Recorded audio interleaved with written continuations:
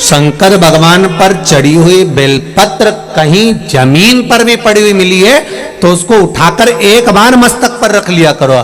कौटी कौटी पाप ढेर पड़े हुए होंगे हमारे जीवन के, ऐसा कोई व्यक्ति नहीं जिससे पाप नहीं होता। श्री ऋषभदेव जी महाराज का चरित्र आता है, अहिंसा परमो धर्म को बताते हैं और ऋषभदेव जी महाराज कहते हैं हर व्यक्ति से पाप होता है, चाहे वो संसार का कोई मनुष्य हो।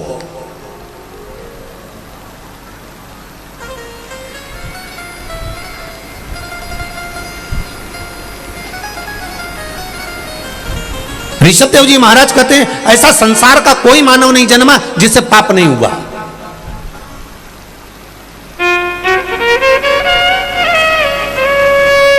अहिंसा परमो धर्म की लेखनी ऋषभदेव जी महाराज वर्णन करते हैं। किसी ने पूछा ऋषभदेव जी महाराज जी से, हर व्यक्ति पापी है? हाँ। चाहे कोई हो?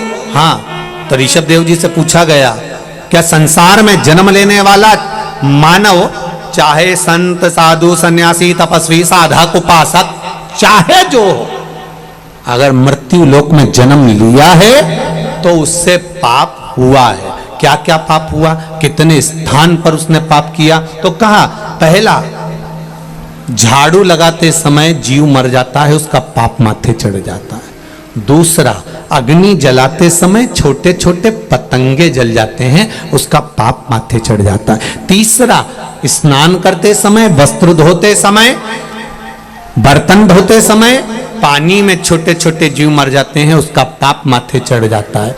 चौथा, हम चलकर कहीं पर भी जाते हैं, हमारे पांव के नीचे छोटे छोटे जीव मर जाते हैं, उसका पाप माथे चढ़ जाता है। तो ऋषभदेव जी महाराज जी से पूछा, जब प्रत्येक जीव से, प्रत्येक मनुष्य से, संसार में जन्म लेने वाले मानव से इन 4 स्थान पर अगर पाप होता है तो फिर मनुष्य क्या करे, इस पाप को समाप्त कहां कर सकता है? तो ऋषभदेव जी महाराज जी ने लिख दिया, सत्संग में जाकर बैठ जाइए, सत्संग में जाकर बैठ जाइए, भगवान की भक्ति में जाकर बैठ जाइए, पाप जलकर भस्म हो जाएगा। पाप की समाप्ति भगवत स्मरण है, पाप की समाप्ति सत्संग है, पाप की समाप्ति भगवान का स्मरण, भगवान का मंत्र जाप, नाम जाप, कीर्तन, मंत्र स्मरण। अब करो परमात्मा का भजन।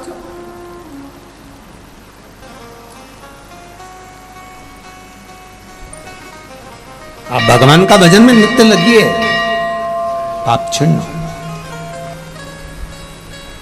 जब अदालत में पेशी कर कर कर थक जाते हो तब वकील कहता है राजीनामा, अरे बोलो जम के बोलो, राजीनामा कर लो। तो अक्कड़, मैं काय को करूं? तो क्या और चलने दो, और पेशियां चली। थक गए, तब वकील ने फिर कहा राजीनामा कर लो। मैं काय को करूं, मैंने इतने बड़े बड़े वकील कर रखे। फिर पेशी पे पेशी चली, एक अदालत से काम छूटा दूसरी अदालत में पहुंच गए, फिर पेशी। फिर वकील ने कहा जम के बोलो राजीनामा कर लो। वकील कोई मूर्ख नहीं होते, वकील भी अक्ल वाले होते हैं। और एक बात वकील हमेशा कहता है कि जिंदगी में अगर वकीलों से सीखना है तो वो आपको समझाकर एक बार जरूर कहेगा कि एक बार अच्छे से विचार कर लो, राजीनामा कर लो। ये हर वकील कहता है। हाँ, जिसको ज्यादा खाना हो तो भले नहीं कहेगा क्या करना राजीनामा करके, अभी तो चलने दो, केस चलने दो, केस चलने दो, केस चलने। पर जो चतुर वकील होगा, विद्वान होगा, ज्ञानवान होगा, जो चाहेगा आपका हित, तो वो कह देगा कुछ नहीं, राजीनामा करो और अपनी जिंदगी खुश होकर जियो।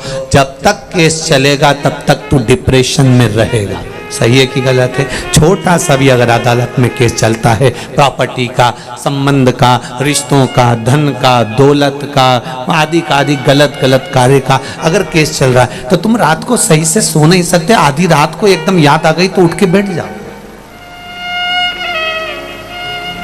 सेल टैक्स, इनकम टैक्स आदि के जीएसटी वीएसटी, जरा सा बस जरा सा याद आ गया, वो फाइल तो रह गई तुरंत। अब पत्नी भी कह रही है क्यों उठ के बैठे हो, सो क्यों नहीं जाते?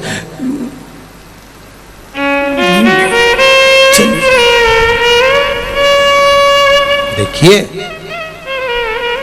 छोटा सा रबड़, देखा है रबड़, छोटा सा नोट की गड्डी में लगाने वाला जो रबड़ आता है ना, छोटा सा, उस रबड़ को एक बार लपेट लो, दूसरी बार लपेट लो, तीसरी बार अगर खींचा तो बोलो बोलो जम के बोलो, टूट गया। अब इतने छोटे से नोट की गड्डी में लगाने वाले रबड़ को तुम मिठाई के डब्बे में लगा सकते हो क्या? 2 बार? नहीं, टूट जाएगा। बड़े डब्बे में लगा सकते हो? नहीं, टूट जाएगा। उसी तरह ये चित्त, ये वृत्ति, ये मन वो रबड़ है जिसको हमें परमात्मा के चरणों में लगाना चाहिए, पर हम इसको नोट की गड्डी में और डब्बों में लगा रहे हैं, इसलिए ये रबड़ जल्दी टूट जाता है, बहुत जल्दी। इस रबड़ को सही जगह लगाए। ज्यादा रबड़ को खींचोगे टूटेगा, दिमाग को ज्यादा जगह लगाओगे। इसलिए वकील कहते हैं राजीनामा कर लो, और यह वकील नहीं कर रहे, ये हमारे हृदय में हमें बिठा कर रखना है कि जिसने जिंदगी में जन्म लेने के बाद राजीनामा करना सीख लिया, कोई भी बात हो, सब्जी बेकार बन गई, राजीनामा कर लो, कोई बात नहीं, नमक ज्यादा पड़ गया, राजीनामा कर लो, काम बिगड़ गया, राजीनामा कर लो, कोई बात नहीं, चिल्लाना नहीं, क्रोध नहीं, अभिमान नहीं, अहंकार नहीं, वासना नहीं, तृष्णा नहीं, लोभ नहीं, आसक्ति नहीं, काम नहीं, राजीनामा करना जो सीख गया तो उसका जीवन एकदम क्लीन और आनंद में हो गया। जिसकी पेशियां चलती रहती है, हर बात में जवाब देगा। उसने कुछ कहा पत्नी ने, मैं तुमसे कब से कह रही हूं, और इसने पलट के जवाब दिया, तो तू जवाब दे, अगली पेशी उसकी देख। तुरंत वो भी तैयारी में बैठी थी, फिर उसने सुना दिया, उसने पेशी चालू करी, फिर इधर से फिर उधर से। राजीनामा करना सीखे, थोड़ा सा नर्म बनना सीखे। रखो, देवराज को ले गए। शिव महापुराण की कथा कहती है, अभी तक खड़े थे, देवता लेने के लिए अब आए हैं गण दूसरे। सेठ जी की कथा चल रही थी, सेठ जी दान पुण्य करे तब तक अच्छे लोग खड़े मिले थे, बेकार कर्म करा तो काले काले भयंकर भूत जैसे खड़े मिले। पूछा तुम कौन हो? लाने लेकर जाने वालों की ड्यूटी चेंज हो गई है क्या? पहले तो सुंदर लोग आए थे, अब काले काले लोग आए। कहा नहीं नहीं, ये कर्मों के अनुसार है, पहले तुम्हारे कर्म अच्छे थे इसलिए देवता आए थे, अब कर्म बिगड़ गए इसलिए यम के दूत बंदी बनाने के लिए आए। आपके कर्म अच्छे होंगे आपको अच्छा मिलेगा। यमदूत की जगह पर भगवान शंकर के गण देवराज को लेकर जा रहे थे। देवराज ने चलते चलते गणों से पूछ लिया, मैंने पुण्य कौन सा किया जो आप मुझे लेने आए हो? कहा तेरा एक पुण्य प्रबल है, तेरी माता ने 1 लोटा जल शिव जी को समर्पित करा, और तेरे प्राण जो छूटे हैं ना, तेरी बुद्धि जो गई है, तुझे बेलपत्र के वृक्ष के नीचे जो तेरी बुद्धि लेकर गई है, इससे तुझे फल की प्राप्ति हुई।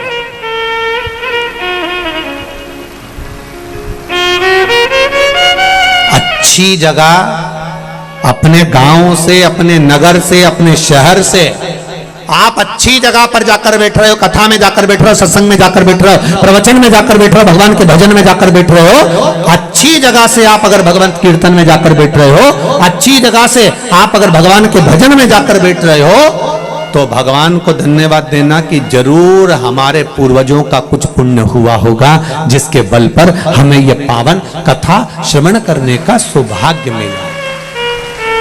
हम रतनलाल जी सुराना जी को तो धन्यवाद देंगे, पर इनसे ज्यादा इनके पूर्वज माता पिता स्वर्गीय जयचंद जी को, श्रीमती कमला देवी जी को, इनको साधुवाद देंगे कि उनका आशीर्वाद जो फला वो आज पुण्य के रूप में ये शिव महापुराण के रूप में मिला। ये पूर्वजों की कृपा से, और वो भी श्राद्ध पक्ष।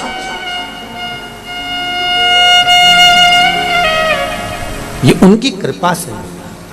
तेरी कृपा बिना न हिले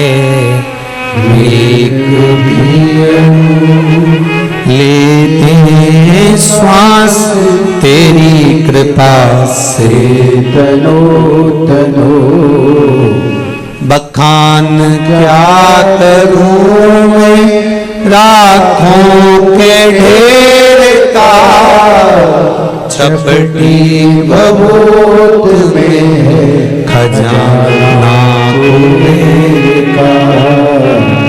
हे गंगधार मुक्तिगार ओंकार तू, भोरे ओंकार तू। आयो शरण तिहारी, शंभु तार तू। हमारे कर्म के अनुसार हमें फल की प्राप्ति। एक सेठ जी मरते हैं, उनकी शोक सभा होती है। बोलो रे भाई, बोलो तो, होती कि नहीं होती? होती है। एक गरीब मरता है, उसकी शोक सभा होती है। अरे बोलो तो रे भाई, नहीं होती। सेठ जी मरे तो शोक सभा हुई, गरीब मरा तो शोक सभा हुई नहीं। कारण क्या था? क्योंकि सेठ जी अपना शोक पूरा करते करते करते करते जिंदगी गवा दिए, और आज तक मरते तक भी इनका शोक पूरा नहीं हुआ, इसलिए इनकी शोक सभा हुई। पर गरीब का कोई शोक नहीं होता, इसलिए उसकी शोक सभा भी नहीं होती। वो मस्त अलमस्त।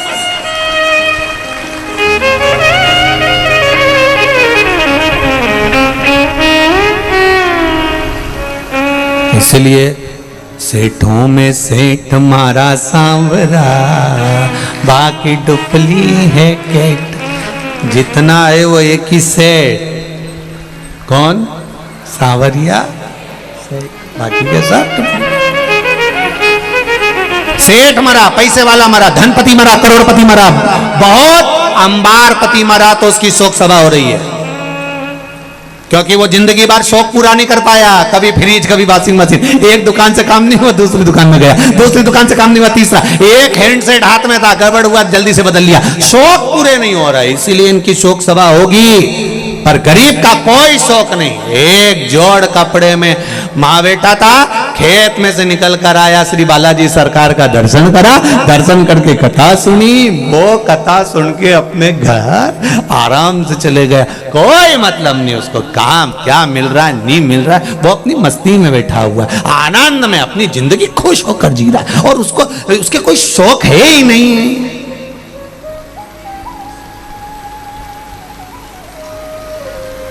कोई शौक नहीं, इसलिए इनकी शोक सभा भी नहीं। तुम खुद देखो, किसी किसी दुकान पे जो नौकर काम करता और निपट गया तो उसकी शोक सभा होती क्या? और सेठ जी मारे तो शोक सभा।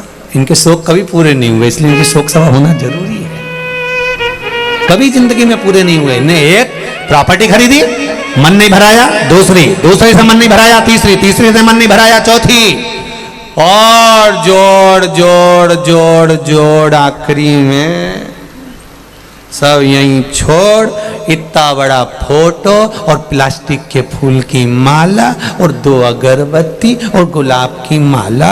थोड़े दिन तक 12-15 दिन, इससे ज्यादा कुछ नहीं। वो मालवा के संत श्रीनागर जी महाराज नहीं कहते, तेरा तेरा दिन याद करे, क्यों रे मन सुमिरन क्यों नहीं करे। केवल 13 दिन तक ताजे फूल की माला, 2 अगरबत्ती, 1 दिया, और पूरा घर का लोग आएगा, आंख से आंसू बहाएगा, और 13वें दिन नुक्ती और बूंदी का रायता और मंगोड़ा, गुलाब जामुन, दही बड़ा और इमरती सब चकाचक खाएंगे। तू मर गया, उसके बाद भी लोग कहेंगे थोड़ी तरी वाली सब्जी दो, थोड़ी तरी वाली दो, थोड़ा रायता खट्टा हो गया, इसमें शक्कर मिलाई दो रे बाबा, थोड़ा सा खट्टा हो गया। अब बताओ, वो मरी गया, चले गया, 16 श्राद्ध में फोटो को नीचे रखेंगे, और फोटो को नीचे रखकर और कंडा जला के घी और शक्कर गुड़ छोड़ेंगे।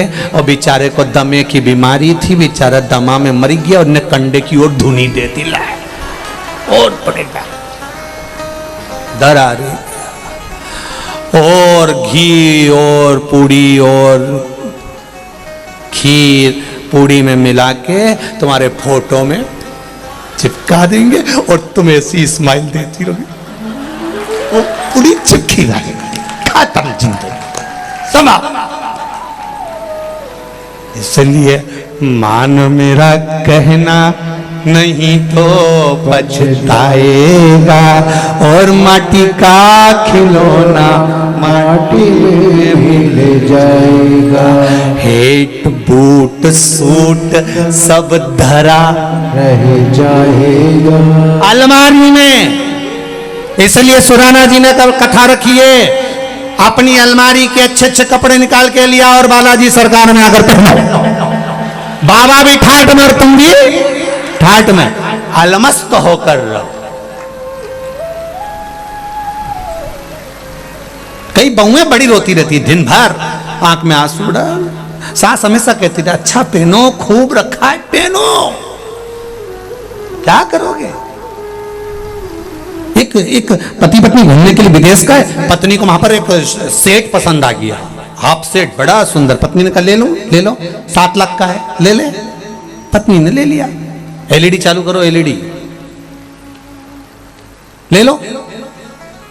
अब 7 लाख कहाँ, ले और पत्नी ने वो सेट ले लिया। और लेने के बाद पति ने कहा पहन ले, अभी थोड़ी ना पहनूंगी, अच्छा जरा मौका आन दो फिर पहनूंगी।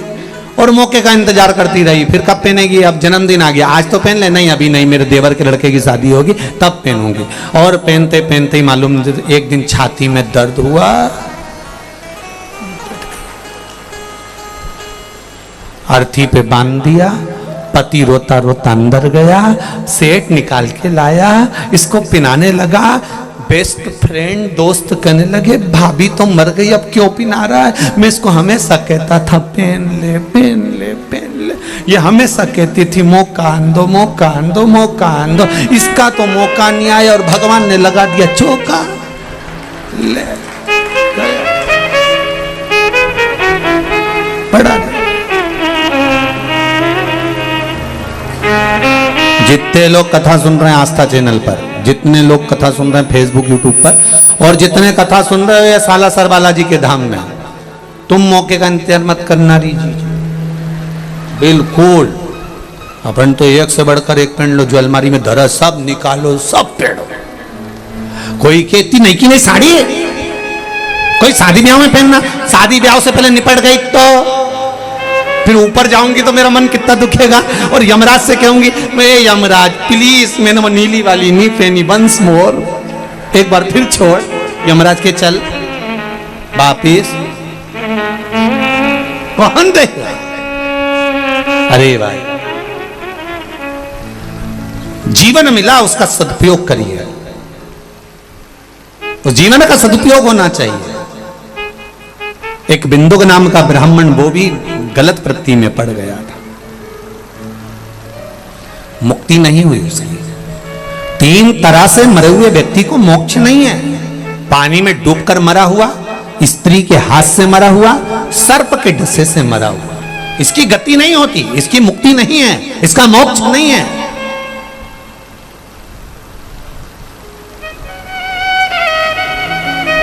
अगर किसी स्त्री के चक्कर में, किसी नारी के चक्कर में, किसी नारी के कहने पर, किसी स्त्री के कहने पर कोई मर गया, उसकी मुक्ति नहीं है।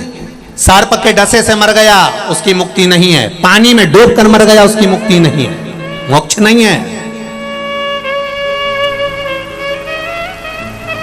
कितनी बड़ी बात लिखी है शिव महापुराण में। अधोगति में मरा हुआ, गर्भ में कोई 4 महीने का, 6 महीने का, 8 महीने का, 9 महीने का, या गर्भ से निकलकर कुंवारी अवस्था में मर गया, कोई युवान अवस्था में एक्सीडेंट में या कोई गलत कार्य में मर गया, इनकी गति नहीं होती महाराज।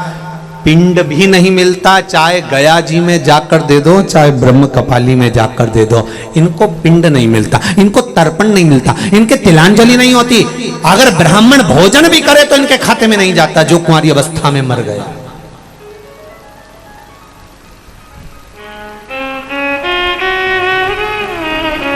कहां मुक्ति,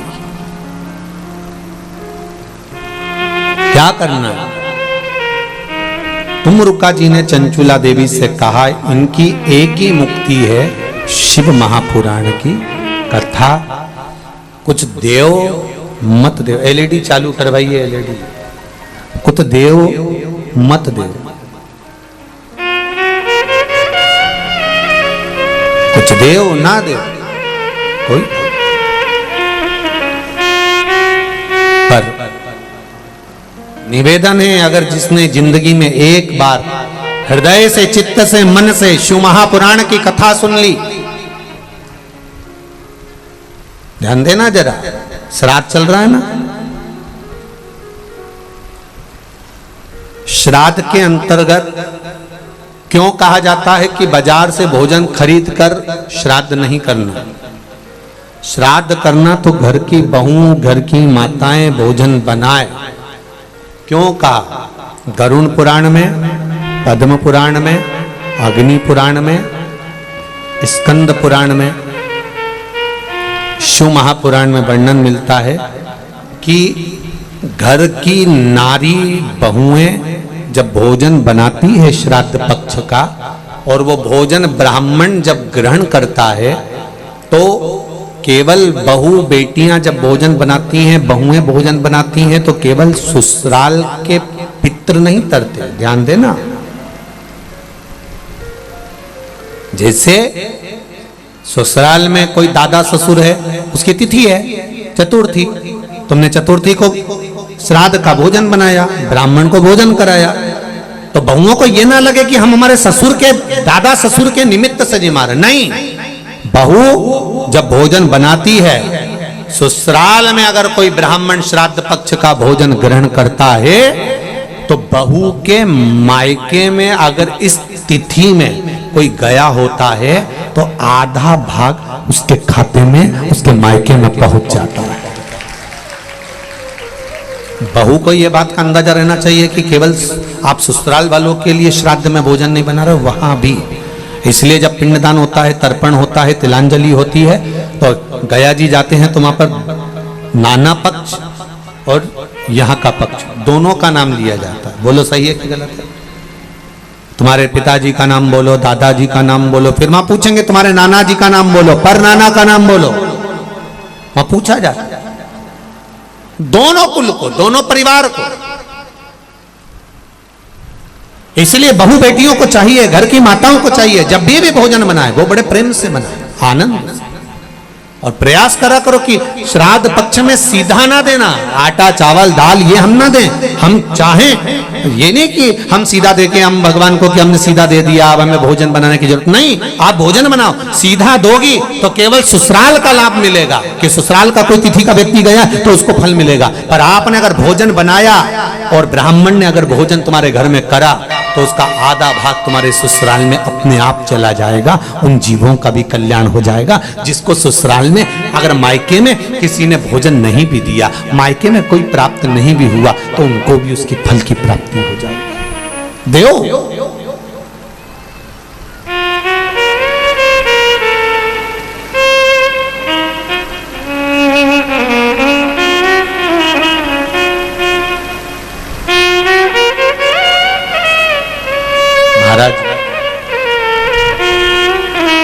श्री शिव महापुराण की कथा कर रही है।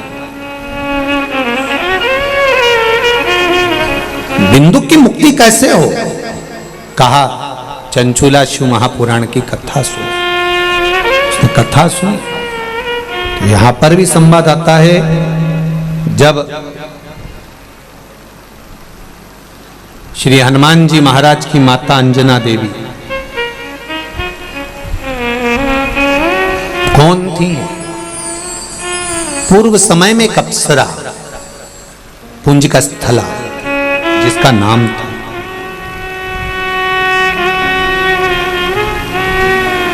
क्या नाम है? जम के बोलो। पुंजिका स्थला क्या नाम है? बोलो, जम के बोलो जरा। हनुमान जी की जो माता है अंजना, अंजना माता का पूर्व का नाम है पुंजिका स्थला, एक अप्सरा है।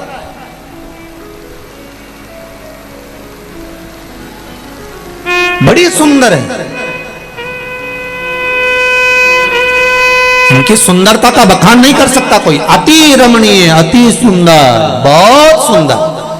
छोटी सी अवस्था थी, छोटी सी उम्र में इन्होंने एक गलती कर दी। उस पूंजिका स्थला ने एक गलती करी कि वो सुंदर तो थी पर चंचल बहुत थी। सुंदर भी है और चंचल। महाराज पूंजिका स्थला ने एक गलती कर दी कि वो आज मृत्यु लोक में गई, भ्रमण करने के लिए जब पहुंची, भ्रमण करते करते उसने क्या देखा कि एक बंदर तपस्या में लीन है, साधना में लीन है, तप कर रहा है। तो पूंजिका स्थला को लगा, बताओ अभी तक तो मैंने देखा था कि मुनि तप करते हैं, संत तप करते हैं, साधु तप करते हैं, ऋषिवर तप करते हैं, साधना करते हैं, पर यहां तो बंदर तप कर रहा। पूंजिका स्थला को ये बात थोड़ा अच्छी ना लगी, तो उन्होंने छोटी सी अवस्था थी, पेड़ पर चढ़ गई और पेड़ पर चढ़कर वहां के जो फल लगे थे वो तोड़कर उस बंदर को मारने लगी।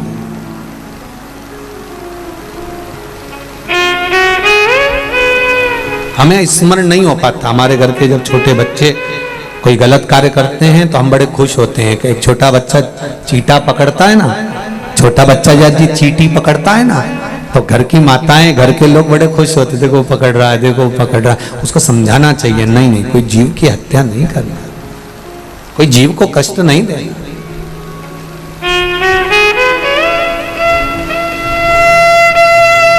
क्यों किसी को दुख? महाराज शिव कथा कहती है ये मानव का शरीर बड़ी मुश्किल से मिला है, ये किसी को कष्ट देने के लिए नहीं, किसी के कष्ट के निवारण के लिए मिला।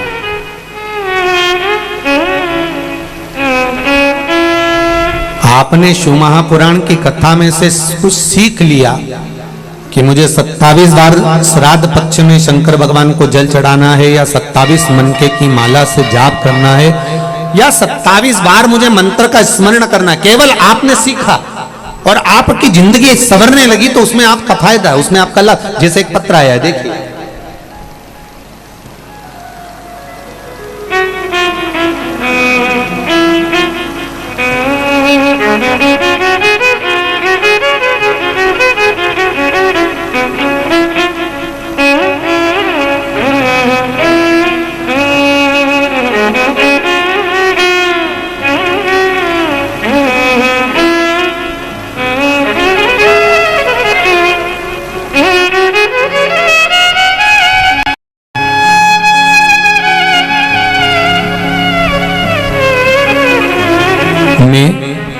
संस्कार ज्ञानी फतेहाबाद हरियाणा से आया हूं। कहीं बैठे हो तो हाथ हिलाइएगा, कहीं पर विराजित हो। आप इधर हैं? हाँ, कहाँ है बाबू? हाथ हिलाइए, धीरे धीरे, आराम से आराम से आराम से। मैं संस्कार ज्ञानी फतेहाबाद हरियाणा से आया हूं।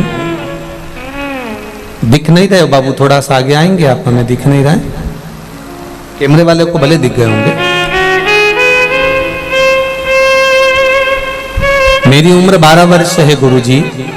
मैं 400 किलोमीटर दूर से आया, अपने दादा दादी व परदादा दादी के साथ बाबा की धोख लगाने आया हूं। मैं जन्म से ही विकलांग था, मेरे दोनों पांव से मैं चल नहीं सकता था। हरियाणा के लगभग सभी डॉक्टरों का इलाज करवा लिया था, पर मेरे पांव से मैं चल नहीं पाता था, बेड पर पड़ा रहता था, उठ नहीं पाता था। गुरुदेव, आपकी कथा टीवी पर सुनी, एक बेलपत्र और एक लोटा जल का कमाल दिखाने आया हूं। मैं अपने पांव पर चलकर शिव पुराण को धोख लगाने वाला हूं।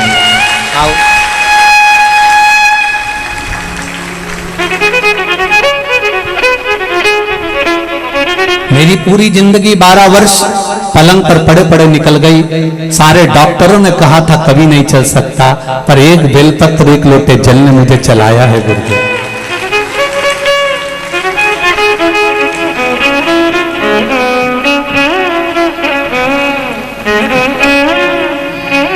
जोरदार ताली बजाएं। जो बेटा पलंग पर पड़ा रहता था, उठ नहीं पाता था, चल नहीं पाता था, आज वो चलकर सालासर बालाजी की इस कथा में शिव महापुराण में पहुंचा है। जोरदार ताली बजाकर स्वागत करें। सारी समस्या का हल एक लोटा जल। शिवाय नमस्तुभ्यम।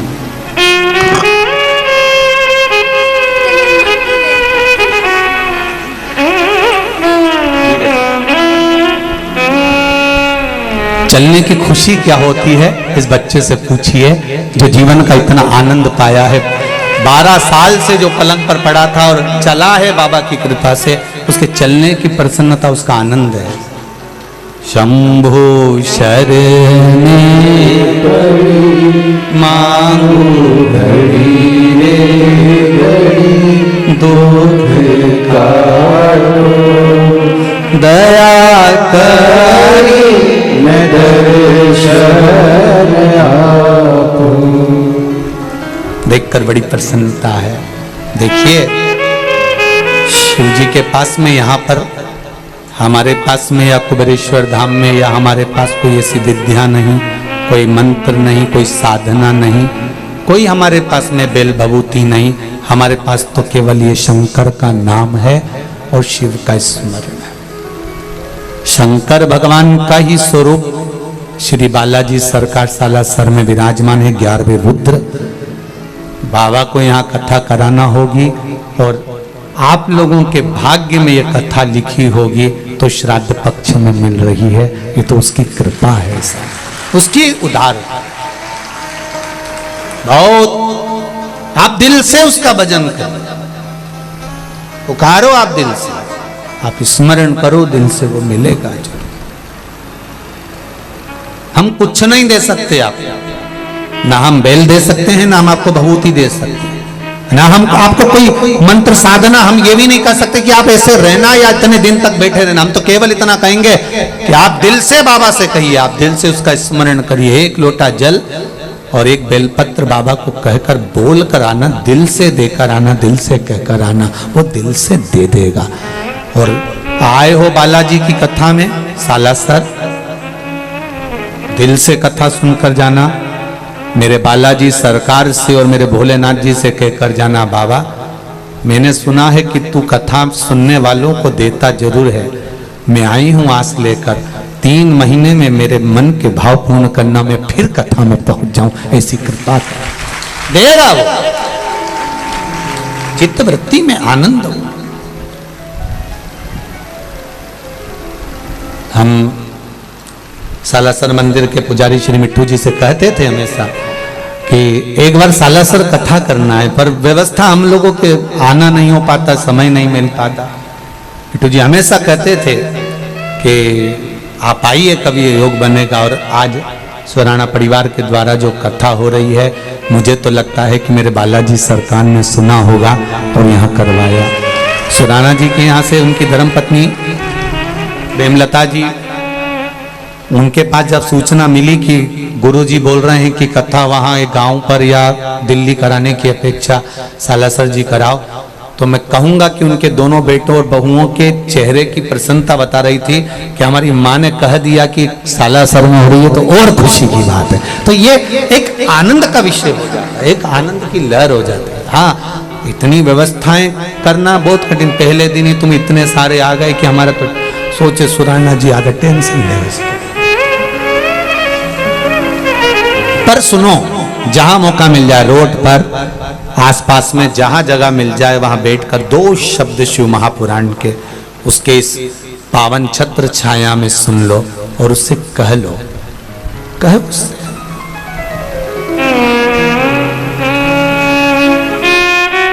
एलईडी चालू करिए। एलईडी वाले नहीं है क्या यहाँ पर? वो एलईडी हम चालू करो। वो सब पीछे से आवाज लगा रहे हैं, देख रहे हैं। जीवन का एक आनंद प्राप्त, सुख प्राप्त। महाराज पुंजिका स्थला, एक गलती कर गई पुंजिका स्थला, सुंदर बड़ी थी, बहुत सुंदर, बहुत आनंदित थी, पर उसने एक गलती कर